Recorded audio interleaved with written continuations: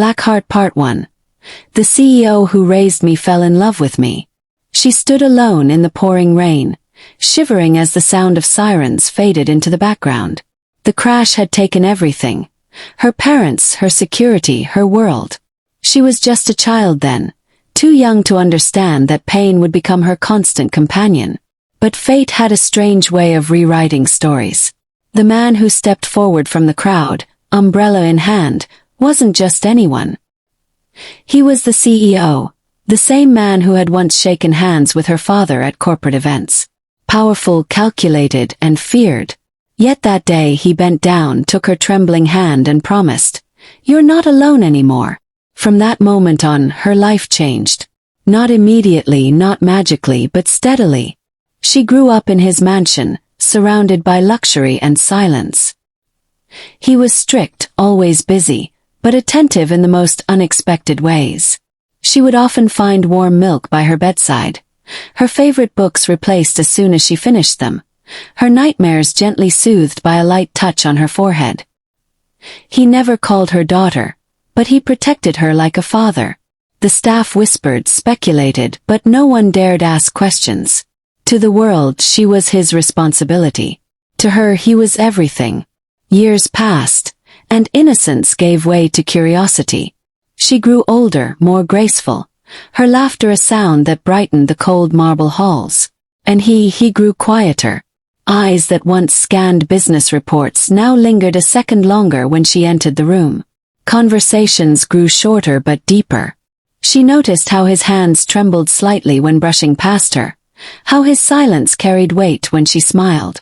She didn't understand it at first, didn't want to. One evening, after a charity gala, she found him sitting alone in the garden, staring at the stars. She sat beside him, her dress shimmering under the moonlight. "Do you miss them too?" she asked, referring to his parents who had died years before hers. He didn't answer, just looked at her with a depth that stole her breath. "I don't know what I'd be if you hadn't taken me in," she whispered.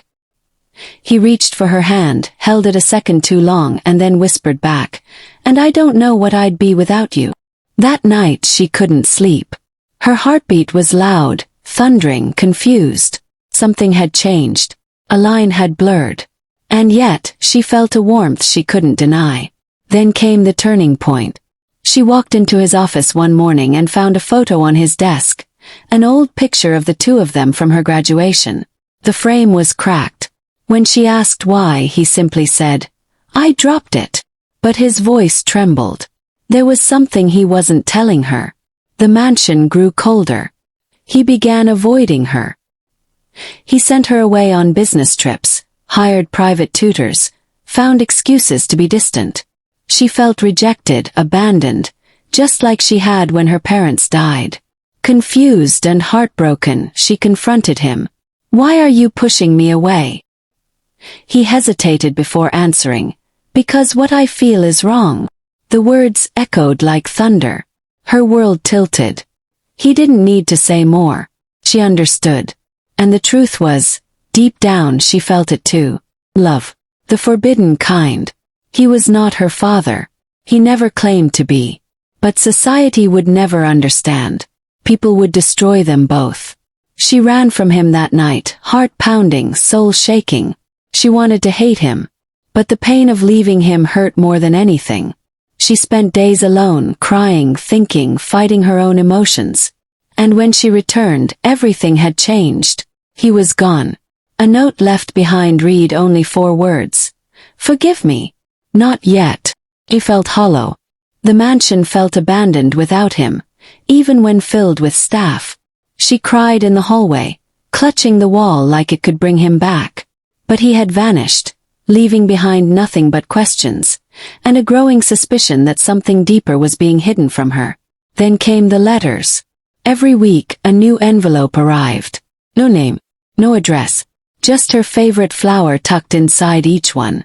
A petal-scented message that read like a silent heartbeat. Each one began with "I'm watching over you" and ended with "Don't stop becoming who you're meant to be." They kept her going, pushed her to finish her studies, motivated her to become a businesswoman. And years later, when she sat at the head of her own company, the mansion no longer echoed with sadness, but purpose. Still she missed him. Every success felt incomplete without him to witness it.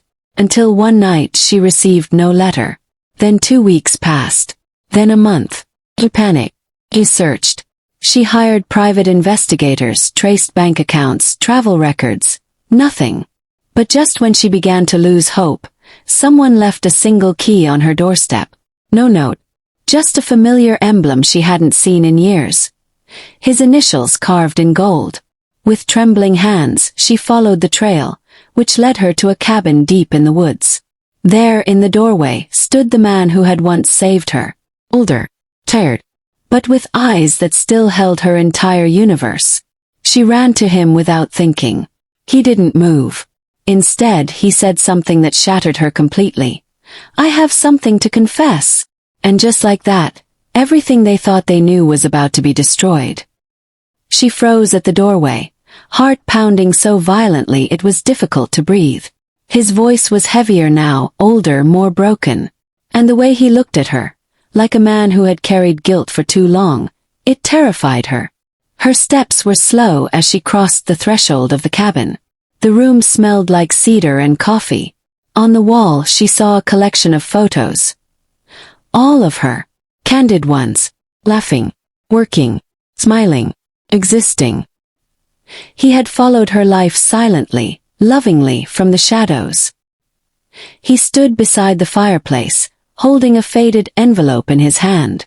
"I never told you why I took you in," he said quietly. She shook her head, confused. He took a deep breath. "It wasn't just because I respected your father. It was because I knew I owed him my life." Her breath caught. He continued. "Years ago, before you were born, your father saved my company. He risked everything, took the fall for a mistake I made to protect my reputation. He lost his standing, his future. And I promised I'd repay him. But he never asked for anything.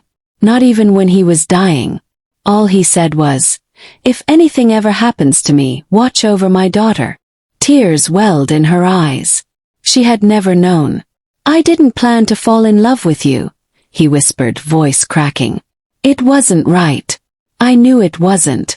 But you became the only part of my life that felt alive. I left because I was scared of ruining you." She stepped closer. Her voice trembled. "You didn't ruin me. You saved me. You gave me something to live for. And somewhere along the way, I fell too." He turned sharply. His eyes met hers. The distance between them disappeared.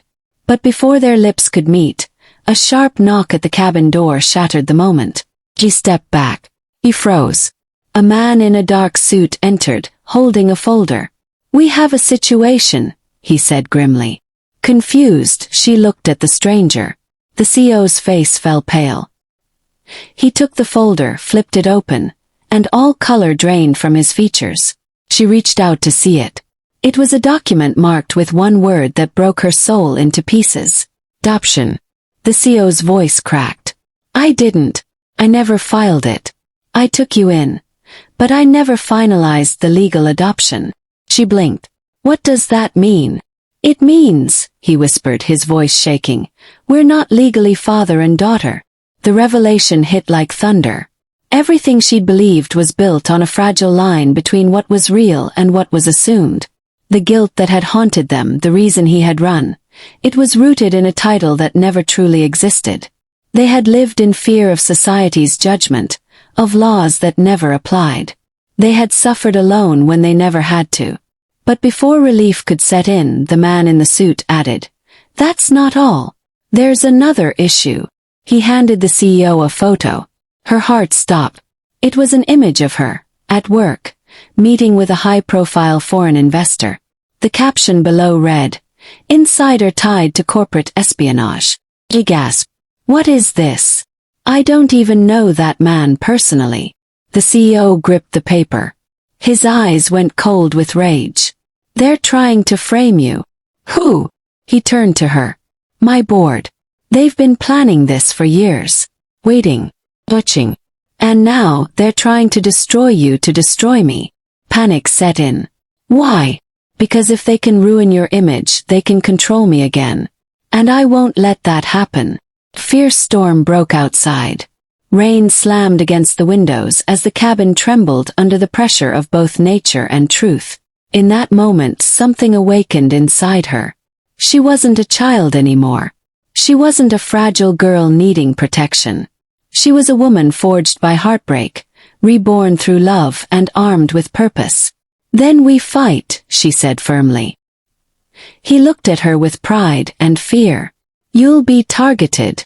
I already am. Together they returned to the city, knowing the war ahead wouldn't be easy. News outlets were already spinning lies. Whispers spread through boardrooms and cocktail parties. But she stood tall at press conferences. She released statements backed by evidence. Secret recordings from meetings she didn't even know she'd kept were suddenly powerful weapons. Her courage inspired others to speak up. The board began to crack.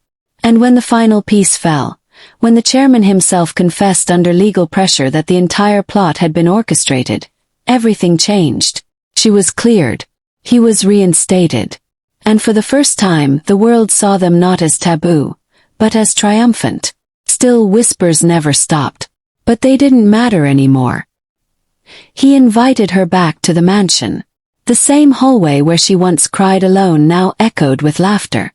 The same dining table where silence once sat now saw shared meals, playful glances, soft touches.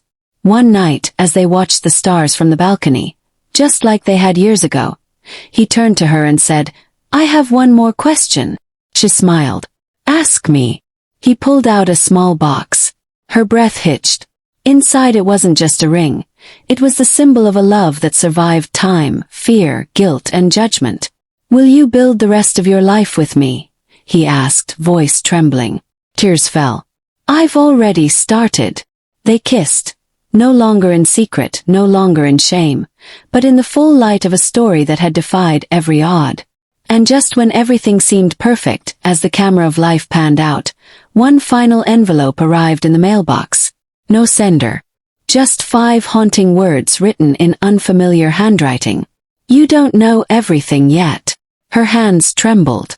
Because the real story was only beginning. Black Heart, the end.